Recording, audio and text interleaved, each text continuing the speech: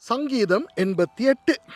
மகலாத் லேயனோத் வாத்தியத்தில் வாசிக்க கோராகின் புத்திரரிலுள்ள ராகத் தலைவனுக்கு ஒப்புவிக்கப்பட்ட எஸ்ராகியனாகிய ஏமானின் போதக சங்கீதம். என் இரட்சிப்பின் தேவனாகிய கர்த்தாவே, இரவும் பகலும் உம்மை நோக்கி கூப்பிடுகிறேன். என் விண்ணப்பம் உமது சமூகத்தில் வருவதாக. என் கூப்பிடுதலுக்கு உமது செவியை சாய்த்தருளும். என் ஆத்துமா துக்கத்தால் நிறைந்திருக்கிறது. என் ஜீவன் பாதாளத்துக்கு சமீபமாய் வந்திருக்கிறது. நான் குழியில் இறங்குகிறவர்களோடு எண்ணப்பட்டு பெலனற்ற மனுஷனை போலானேன். மரித்தவர்களில் ஒருவனைப் போல் நெகிழப்பட்டிருக்கிறேன்.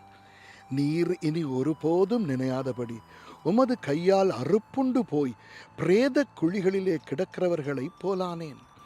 என்னை பாதாள குழியிலும் இருளிலும் ஆழங்களிலும் வைத்தீர். உம்முடைய கோபம் என்னை இருத்துகிறது. உம்முடைய அலைகள் எல்லாவற்றினாலும் என்னை வருத்தப்படுத்துகிறீர். எனக்கு அறிமுகமானவர்களை எனக்கு தூரமாக விலக்கி அவர்களுக்கு என்னை அருவருப்பாக்கினீர். நான் வெளியே புறப்படக்கூடாதபடி அடைபட்டிருக்கிறேன். துக்கத்தினால் என் கண் தொய்ந்து போயிற்று. கர்த்தாவே, அனுதினமும் நான் உம்மை நோக்கி கூப்பிட்டு உமக்கு நேராக என் கைகளை விரிக்கிறேன். மரித்தவர்களுக்கு அதிசயங்களை செய்வீரோ? செத்துப்போன வீரர் எழுந்து உம்மை துதிப்பார்களோ?